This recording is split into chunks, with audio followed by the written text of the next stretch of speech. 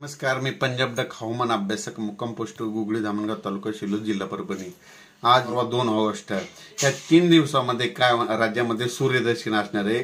शेतकरी तुम्ही ऊसासाठी खत टाकून घ्या, कारण की या 3 तारखेपर्यंत राज्यामध्ये हवामान कोरडं असणार आहे। म्हणून सर्व शेतकऱ्यांनी हा अंदाज लक्षात घ्यायचा।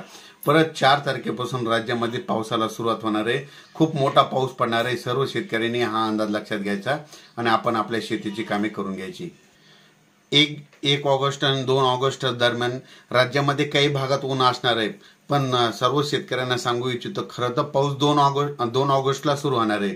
तो पाऊस कुठं पडणार आहे म्हणून सर्व शेतकऱ्याला सांगू इच्छितो 2 ऑगस्टच्या दरम्यान तो पाऊस येणार आहे। कोल्हापूर, सांगली, तसेच सोलापूर, धाराशिव, लातूर, बीड, परभणी, नांदेड, यवतमाळ आणि तो तसंच नागपूरकडे पाऊस पडणार आहे।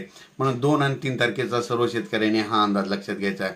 सर्व शेतकऱ्यांना सांगू इच्छितो की काय झालं की एकंदरीत राज्यामध्ये इतका पाऊस चालू आहे, सर्व शेतकऱ्याचे पीक आता अडचणीत आहे।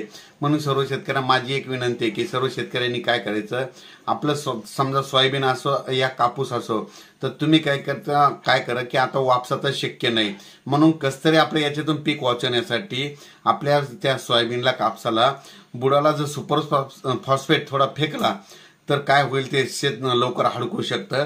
असं करून आपण आपल्या शेतीचं पिकाचं थोडं तरी संरक्षण करावे, कारण की पाऊस उघडायला तयार नाही। शेतकऱ्याचे पीक तर वाया जाणार आहे, हे तर म्हणजे आता या पावसानुसार कळायला आहे। म्हणून सर्व शेतकऱ्यांनी हा अंदाज लक्षात घ्यायचा। तसेच 4 ऑगस्ट, 5 ऑगस्ट आणि 6 ऑगस्ट दरम्यान मुंबई, पुणे, नाशिक म्हणजे संपूर्ण राज्यभरात पाऊस पडणार आहे। 4, 5, 6 या दरम्यान राज्यामध्ये सगळीकडे पाऊस असणार आहे।